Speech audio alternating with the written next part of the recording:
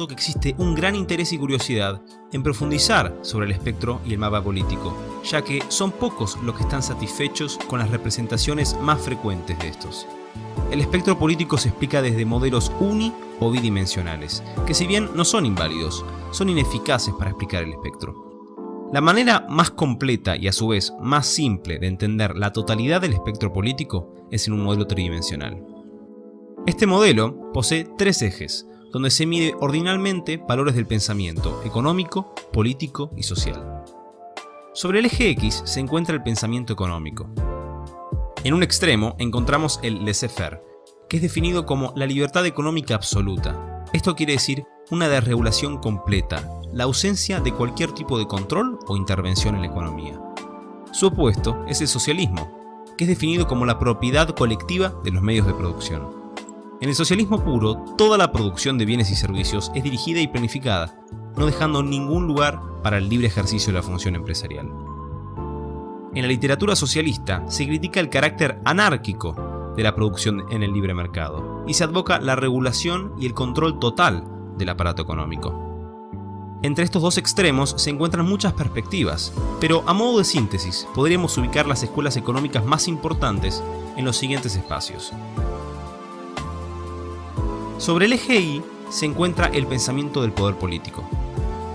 Sobre un extremo encontramos el autoritarismo totalitario, que definimos como la imposición coactiva de la voluntad de los que ejercen el poder sobre los habitantes de un territorio determinado.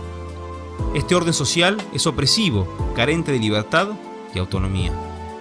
Su opuesto es un orden social que carece de cualquier tipo de coacción y se basa solo en acuerdos voluntarios y optativos.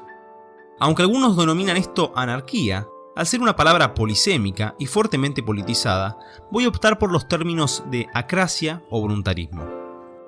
Si bien este orden social, al carecer de toda coacción, es incompatible con la idea de un Estado, no lo sería con un gobierno o régimen de carácter voluntario o contractual. Desde un punto de vista estadístico, podríamos decir que el intervalo modal, es decir, los valores más frecuentes sobre este eje, se encuentran en el centro, siendo solo una minoría la que advoca por posturas totalitarias o voluntaristas. Por último, en el eje Z se encuentra el pensamiento social. En este se pueden reconocer dos grandes categorías contrapuestas, caracterizadas por ciertos elementos no excluyentes. Por un lado, el conservadurismo, que generalmente se puede identificar por la idea de un orden y una ley natural, la defensa de instituciones y valores tradicionales o religiosos, la defensa de una moralidad universal u objetiva, el anti-igualitarismo, el identitarismo cultural y una postura reaccionaria frente a la modernidad. Su opuesto es el progresismo, el cual ve los preceptos conservadores como una traba hacia el progreso. Sus elementos son el constructivismo filosófico, un duro escepticismo sobre los valores, hábitos y costumbres tradicionales o religiosas, una moral utilitarista o egoísta racional y algún grado de posturas anticlericales, cientificistas o revolucionarias. Entre estas dos categorías podríamos agrupar una posición media que tiene un balance entre estos dos extremos. De esta manera podemos ubicar todas las ideas políticas usando estas variables. Generalmente, los otros modelos cometen el gran error de mezclar los conceptos de poder político con las valoraciones de tipo sociocultural de las personas.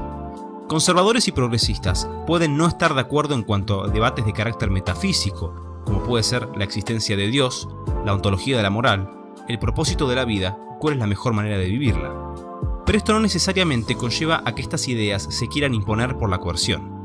Es necesario entender que el eje social no tiene una causalidad directa con el eje político y económico. Esta confusión lleva a deducciones falsas que se convierten en prejuicios recurrentes en los que varios caen. No necesariamente los conservadores son autoritarios, los anarquistas progresistas, los socialistas anticonservadores o los capitalistas antiprogresistas. El carácter tridimensional del modelo resuelve este problema. El espectro político es un cubo. En él están nombrados los ejes que discutimos recién. Para recrear ese aspecto tridimensional en dos dimensiones, dividimos el cubo en tres niveles. El eje social es el que regula el nivel. El inferior pertenece a las ideas más progresistas, el del medio a las moderadas y el superior a las más conservadoras. En el eje económico que recorre el largo del cubo, hacia la izquierda se agrupan las ideas más socialistas y hacia las derechas las más capitalistas y simpatizantes al libre mercado, existiendo una zona en la mitad donde encontramos posiciones mixtas. El eje político recorre la profundidad del cubo. Hacia el frente se encuentran las ideas más autoritarias y hacia atrás las más voluntaristas o acráticas. El último elemento del gráfico es la escala de prevalencia. Esta se suele encontrar en varios gráficos y sirve como ayuda para que mediante el color de las casillas sepamos diferenciar entre las ideologías más frecuentes de las más atípicas, que han sido abandonadas con el paso del tiempo. Como es imposible cuantificar dónde comienza y termina cada ideología, es importante precisar que todas ellas están ilustradas de manera aproximada. Podemos decir que son generalizaciones categóricas de uso comparativo.